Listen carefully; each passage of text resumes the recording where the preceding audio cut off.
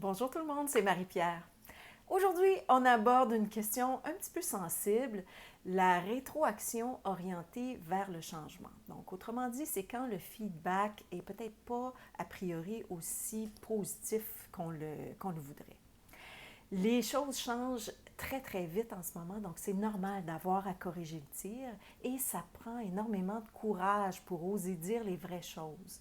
Encore faut-il le dire dans les règles de l'art, c'est-à-dire avec une intention bienveillante, avec les bons mots, choisir le bon contexte.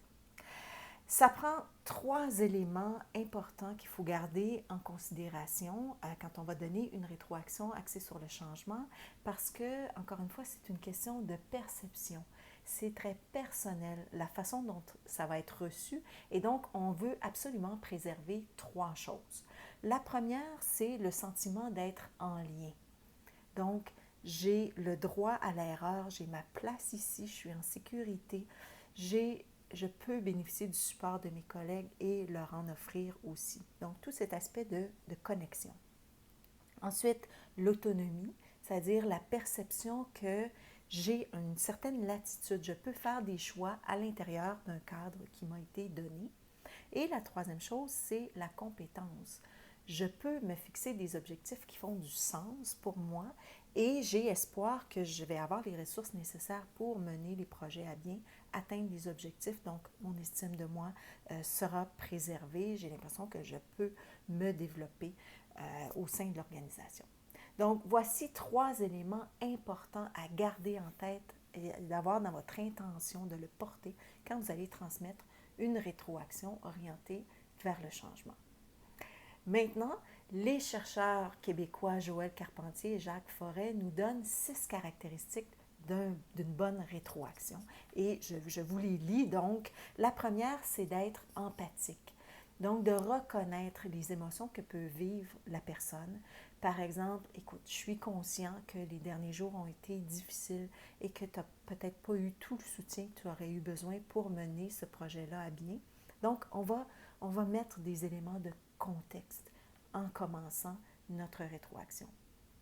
La deuxième caractéristique, c'est donner des trucs. Donc, idéalement, on va demander à la personne, on peut faire un brainstorming ensemble, mais ce qu'on veut, c'est que la personne reparte avec des idées, des trucs et qu'elle ne reparte pas avec un problème sur les bras.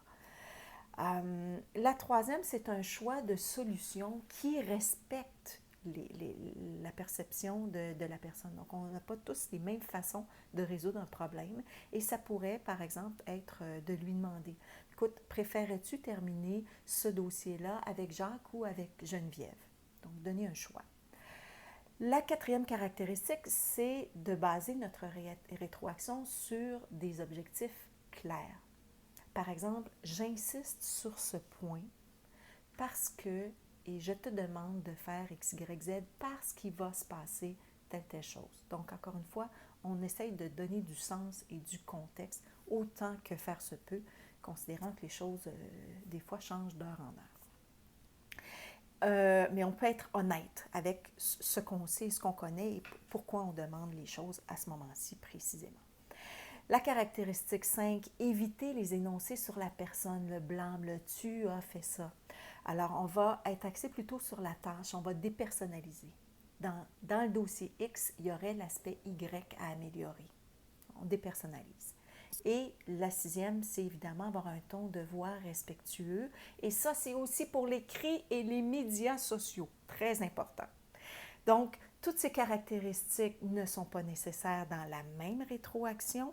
On a le choix des outils et donner une rétroaction constructive axée sur le changement. Ça s'apprend, alors pratiquons-nous.